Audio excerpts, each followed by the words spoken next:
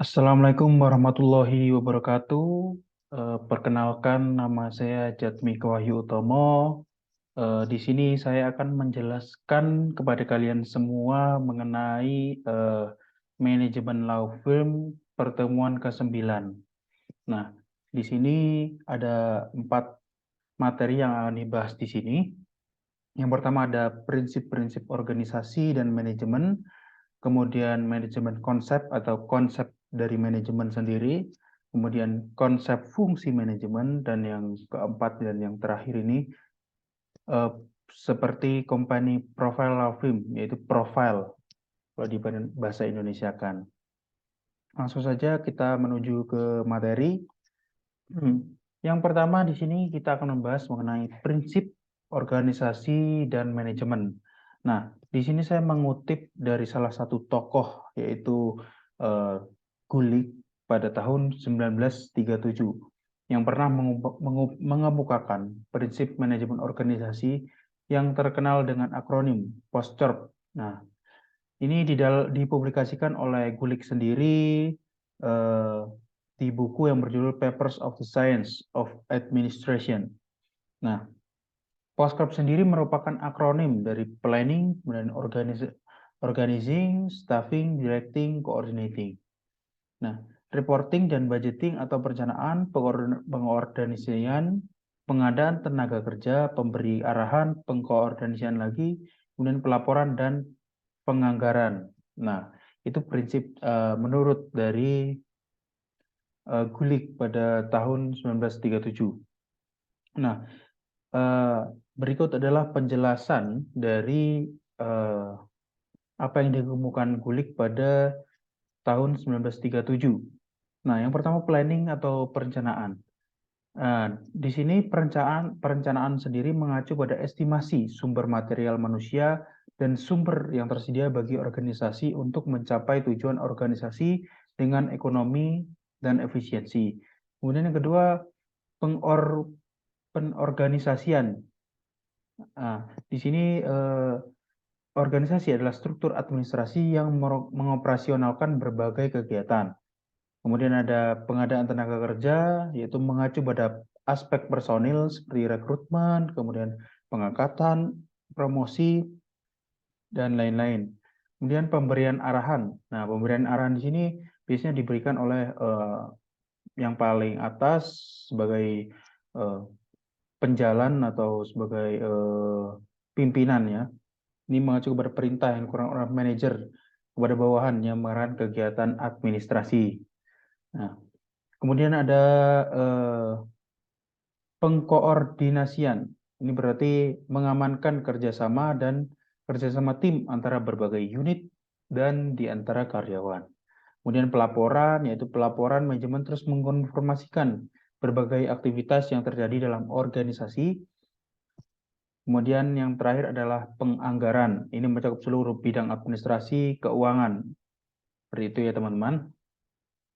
Mungkin bisa di pause bila kurang jelas, ini bisa dibaca.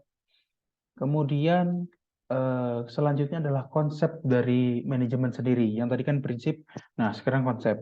Nah, konsep manajemen sendiri di sini adalah bentuk tata kelola sebuah perusahaan sehingga segala jenis aktivitasnya bisa terkontrol dengan baik. Dalam hal ini seorang manajer dituntut untuk bisa menguasai konsep perencanaan yang baik. Nah, di sini ada konsep-konsep yang dimaksud di penjelasan tersebut, ada sebagai seni, kemudian sebagai ilmu pengetahuan, yang ketiga sebagai suatu proses, kemudian yang keempat sebagai suatu profesi. Nah, ini adalah konsep dari fungsi manajemen. Yang pertama adalah sebagai seni. Konsep ini lebih tertuju kepada bagaimana perencanaan sebuah seni dalam menyelesaikan pekerjaan dengan jalan memperkerjakan orang lain. Kemudian yang kedua sebagai ilmu pengetahuan.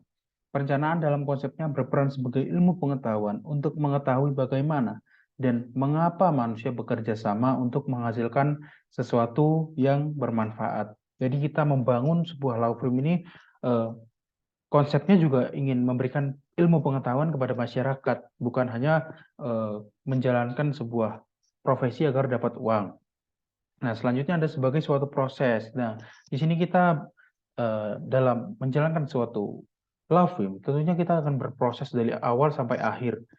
Nah, konsep manajemen ini lebih pada proses perencanaan, pengorganisasian, dan pengawasan agar bisa mencapai suatu tujuan. Nah, yang terakhir di sini sebagai suatu profesi. Nah, hal ini menunjuk pada profesi manajer yang bekerja secara profesional untuk perusahaan dan mendapatkan gaji sesuai dengan keahlian yang dimilikinya. Seperti itu ya teman-teman. Kemudian yang terakhir ada company law firm. Nah, company law firm sendiri merupakan sebuah gambaran umum di mana agar masyarakat mengetahui apa secara umum dari law firm yang ada di masyarakat tersebut.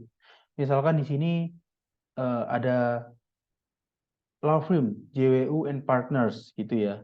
Nah, profil law firm ini berisikan ada pengenalan umum. Jadi di pengenalan umum itu bisa langsung dilihat kantor ini berkebidangan apa, kemudian yang didirikan oleh siapa dan tempat kedudukannya di mana. Nah, di sini contohnya ada law firm JWN Partners adalah kantor advokat dan konsultan hukum yang berkedudukan di Malang yang didirikan oleh Jatmiko Yutomo. Nah, yang kedua adalah di dalam profil law firm yang tidak kalah penting adalah kita memberi di dalam profil sebuah gambaran umum mengenai layanan yang diberikan oleh law firm tersebut. Misalkan ini seperti contoh di law firm JWU law firm ini, layanan hukumnya adalah melayani hukum perdata, hukum pidana, kemudian hukum keluarga, dan hukum perpajakan. Nah, dua poin ini, pengenalan umum dan layanan hukum dalam profil law firm ini sebuah poin yang sangat krusial, di mana masyarakat cukup melihat profil saja sudah mengerti.